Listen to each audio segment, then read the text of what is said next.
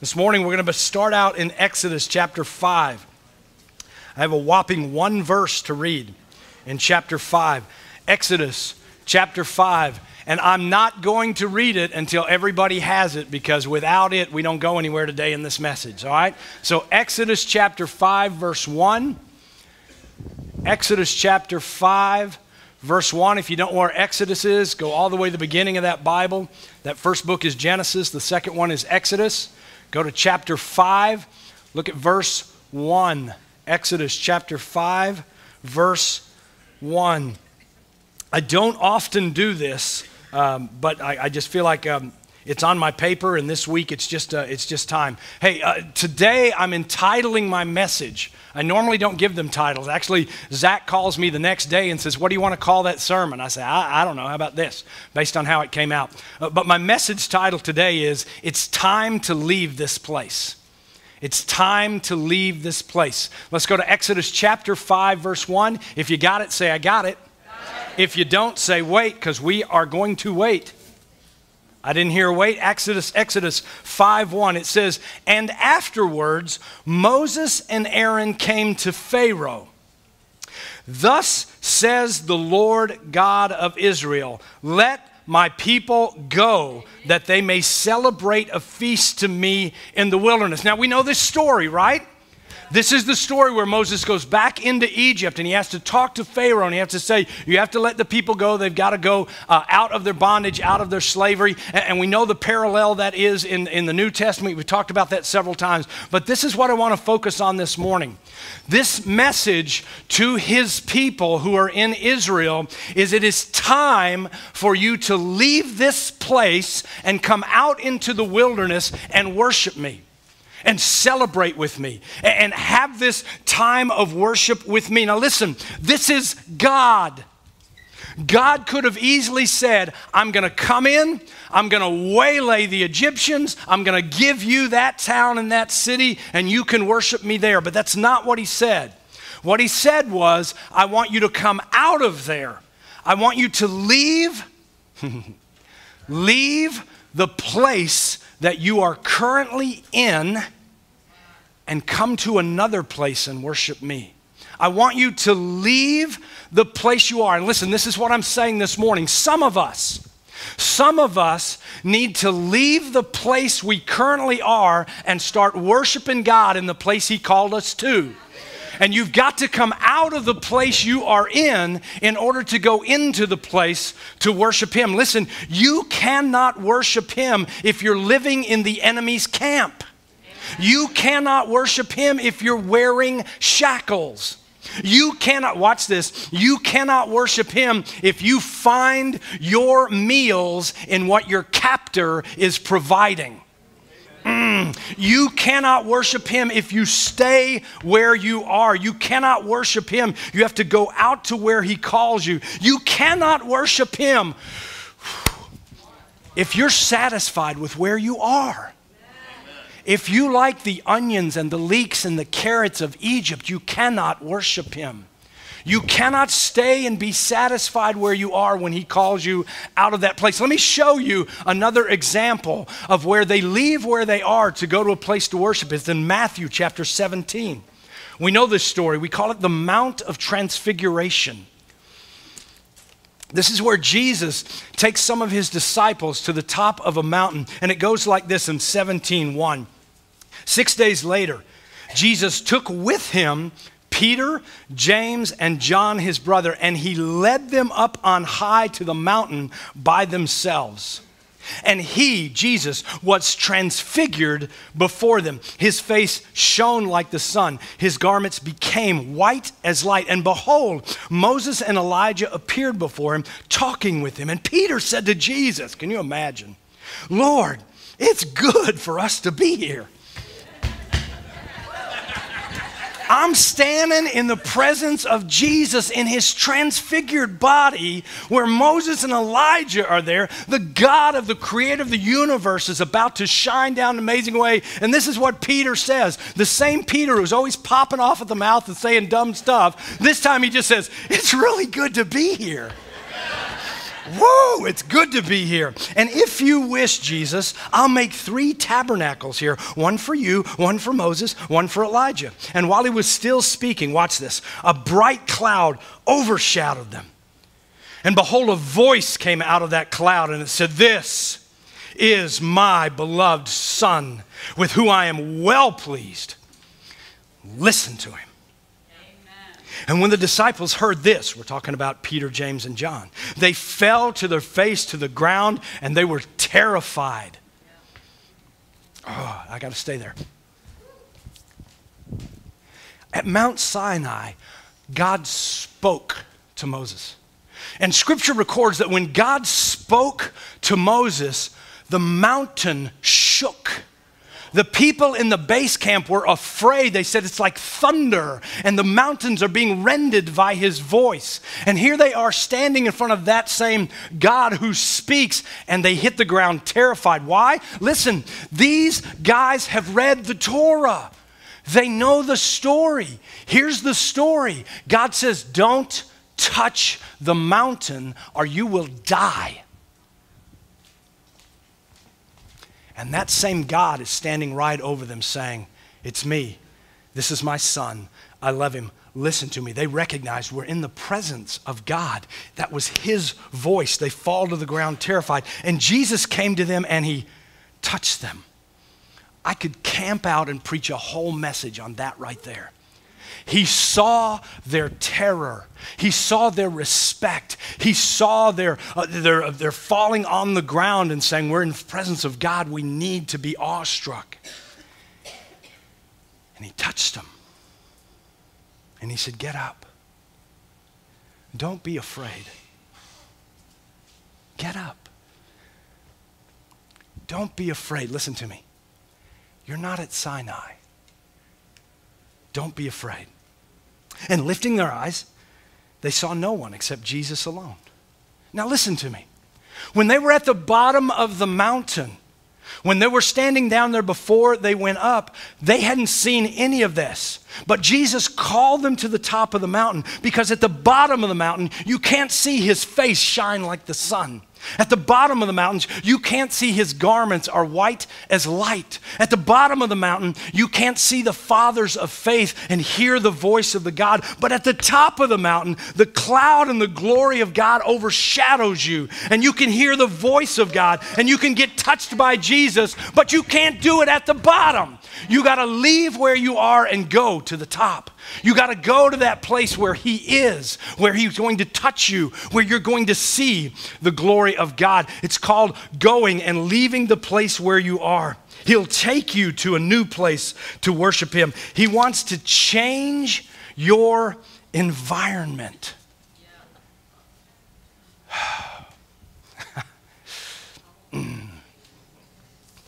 When I get there, but I can't get ahead of myself right now. Let me show you this theme in the Bible.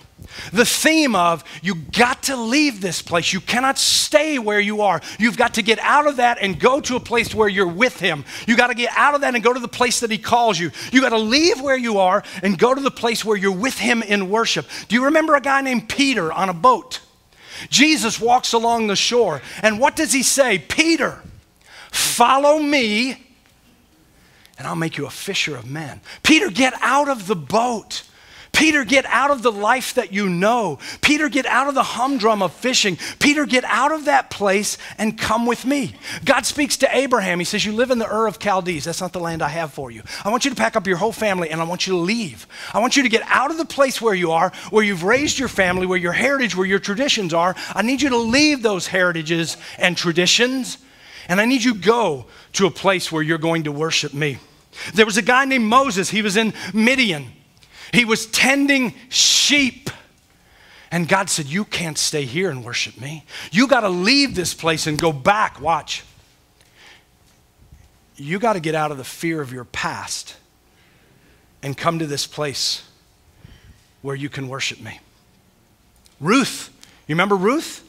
Ruth is a Midianite. She's been sent back to Bethlehem Ruth had to leave her place and go to her destiny. Her destiny was to marry Boaz, but she couldn't do it in Midian. She had to leave that place. You got to leave where you are and go to the place I'm showing you. Esther, you cannot be just another person. You have to leave your life for such a time as this and go to the palace, because in the palace I'm going to work with you. I'm going to show you my glory. Esther, you can't stay where you are. You got to leave this. Remember the rich young ruler?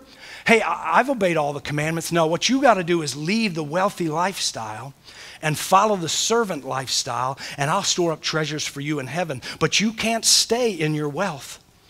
You can't stay in the comforts of your money. You got to leave that place to worship. Wow, it got quiet in here. Every single person that Jesus healed, every person that he healed, you got to leave blindness.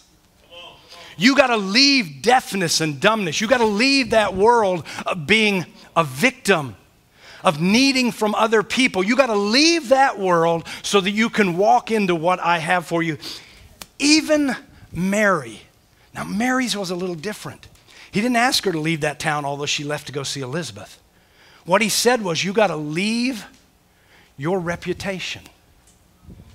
You got to leave your reputation, because I'm going to do something amazing with you, but you know what? They're going to curse you. That's going to hurt.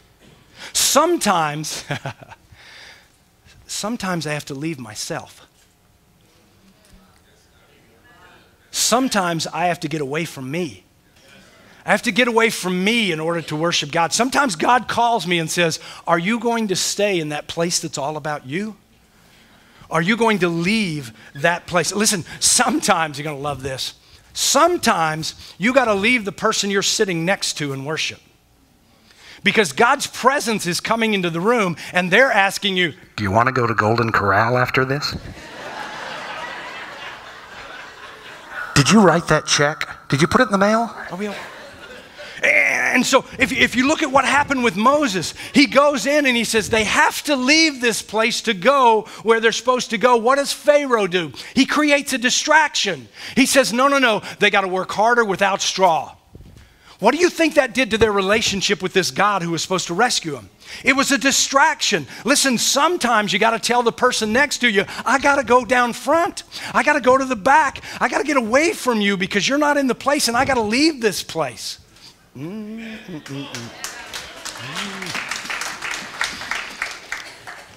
Here's what I think we often do. We come into this place and we put the onus on Jesus. This is what we say to Jesus. If you'll show up today, I'll go to this place of worship. Jesus, if you'll leave your place and come to me, then I'll worship you. And Jesus is looking at you saying, when you're ready to leave that place that's all about you, I'll show up. Maybe we say, but Todd, how are we supposed to worship if we don't feel his presence, if he's not there? I go to John 20:29, where Jesus says to Thomas, because you've seen me, you believe? Well, blessed are the people that don't even see me, but they believe. I don't feel your presence. I don't feel your presence here, God. I don't feel your presence here, Jesus. So I'm just going to sit and wait for you to come. And if you come, if you show up, then I'll get in. And Jesus says, blessed are those who will praise when they don't even feel like I'm there. Wow. Who is the ultimate example of this? Jesus. Jesus left this world to go sit at the right hand of the Father. He said, I got to leave this place in order for the worship to be complete and for me to be in heaven. So what are we talking about when we talk about worship? Because I think for most of us, this is the common thing. Well, we go to Sunday morning and they play some music on the stage and we sing songs. That's here. Let's go up this direction.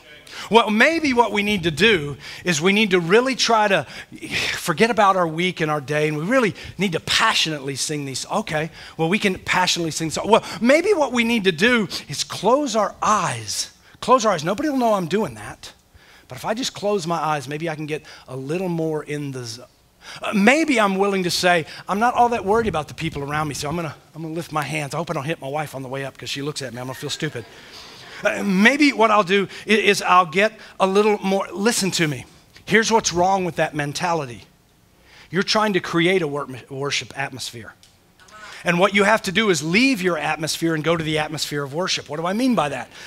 If we're going to worship God, we have to worship him in spirit and in truth. Why? Because God is a spirit. Listen, what that means is God is in the spiritual realm. He's not in the physical realm. Let me say that again. God is in the spiritual realm. He's not in the physical realm. He's in the spiritual realm. So how do I worship him? I leave this place and everything about this place to step into the place where he is and say, this is where I want to be. This is where I want to be. How does that look?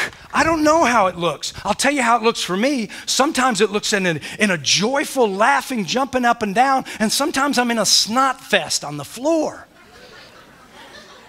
Because all I want to be is in his presence. And if his presence today is joy, then I'm happy. And if in his presence today is conviction, then I'm convicted. If his presence today is just thanksgiving, then I'm pouring out thanksgiving. See, because you cannot, and I want you to grab this because it's going to be tough at first.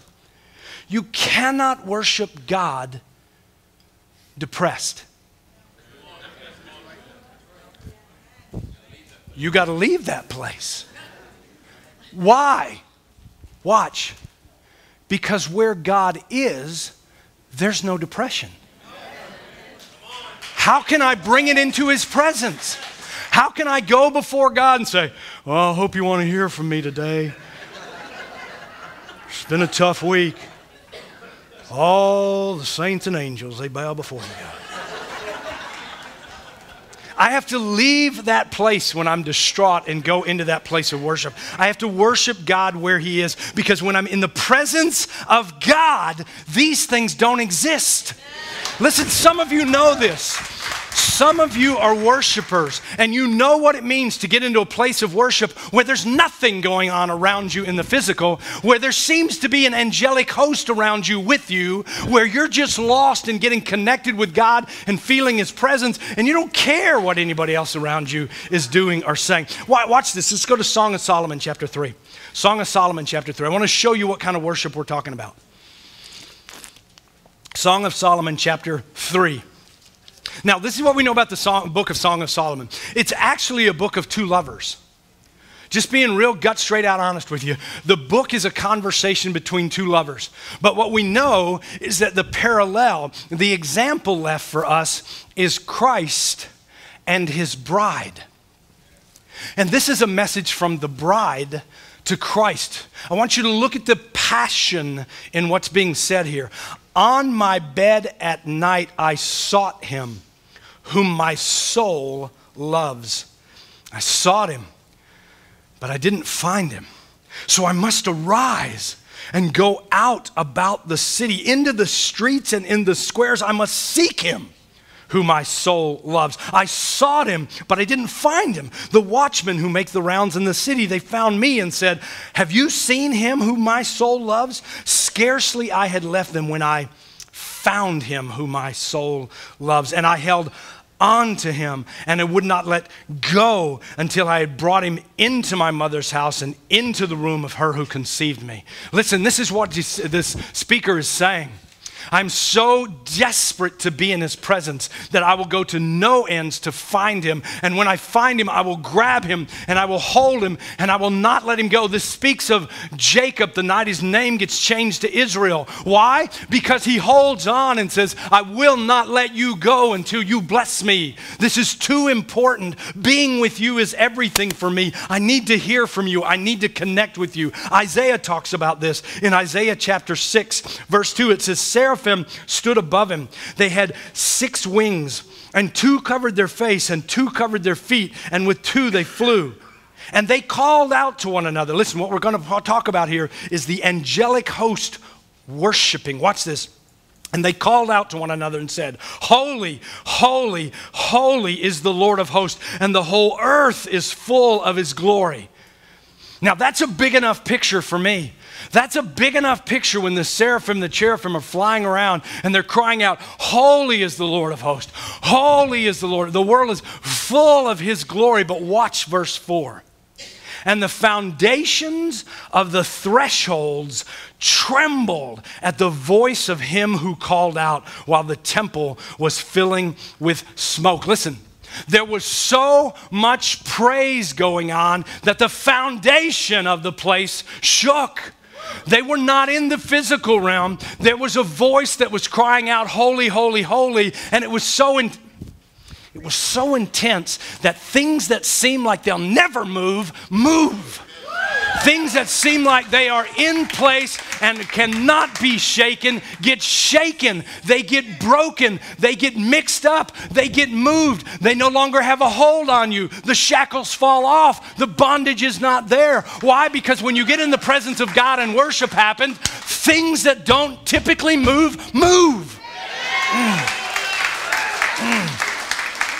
So this is the kind of place we're talking about. When we leave the place where we are, when we enter the place where he is, when we realize we're in his presence, when we fall to the ground in what I call the snot fest, when we enter the spiritual realm, it overcomes us. It's a desperation. It's a desire. I'm going to be honest with you. Some of you have never been there because you're thinking, I can stay here in my misery, clap and sing these words, and I've done the worship thing. And God is saying, get out of where you're at. Get out of that and come here. Come to this place and worship me. Watch me. I'm going to show you how God makes this clear to us. It's in the book of Hebrews. Hebrews chapter 12. I'm going to invite the worship team to come back up here because we want to end a little differently today.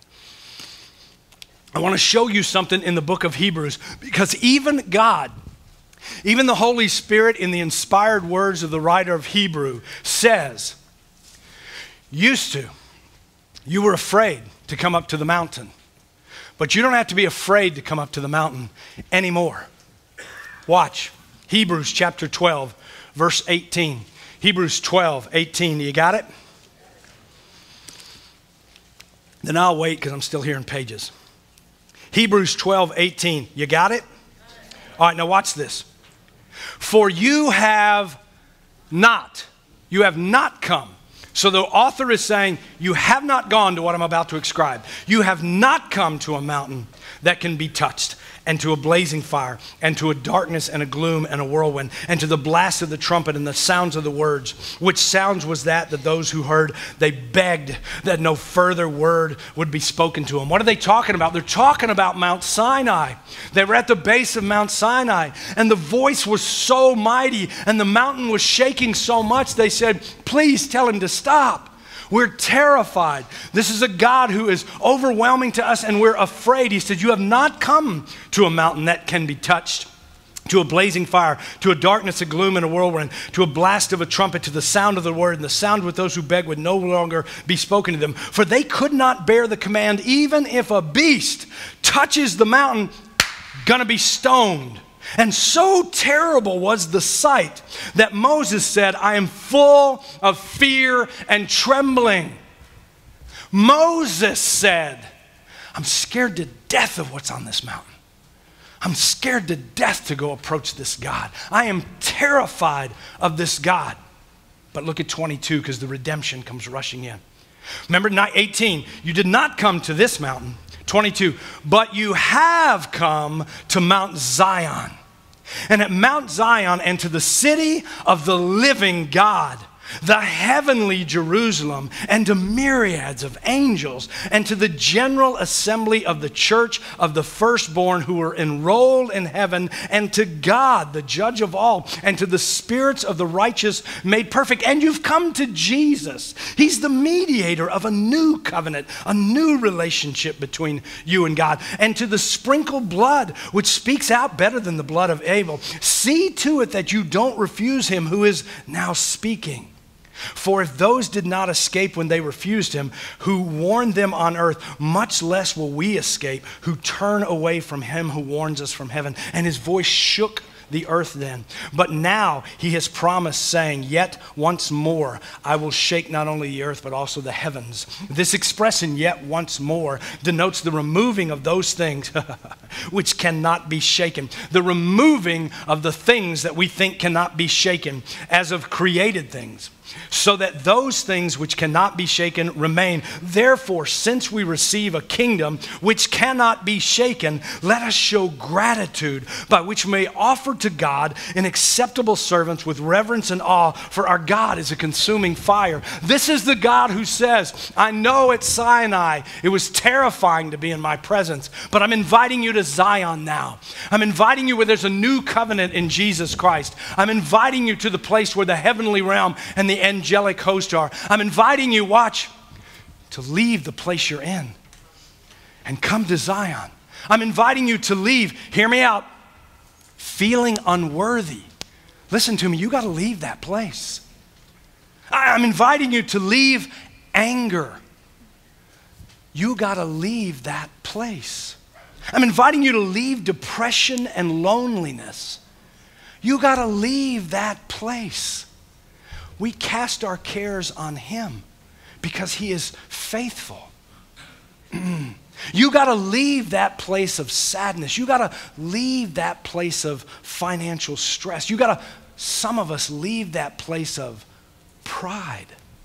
I'm too proud to go there and worship him. You got to leave your agenda. You got to leave your agenda for God's agenda because he's telling you to leave that place. You got to leave, and listen to me. This a friend expressed to me this week, and it's come so true in my life. You got to leave that constant repeating cycle in your life where you keep getting back to the same place you are now. You got to leave that cycle. You got to leave those marriage issues. You got to leave yourself and your problems. And sometimes you got to leave the people around you. Here's what we're saying this morning. God calls you to his presence and says, worship me. I created you. I love you. I will pour out my blessing on you. But if you're in bondage, I'm going to call you out of that bondage. And watch this. I'm going to take you to what you think is a wilderness. And you're going to think it's a wilderness because you don't know yet that when you get there, I will provide for you every single day. Your clothes will never wear out. Your food will be provided. Your water will be provided. I will take you to a beautiful promised land. I will let you enter into the kingdom. What God is saying this morning is, where are you and why are you there? Leave that place and move into the presence of God and worship him, because in the presence of God there's no stress, there's no depression. You can leave it all in your chair. You can come down here, you can go to the back, I don't care, but you got to leave wherever you are and step into this place where we worship God, because none of that is there. Stand to your feet.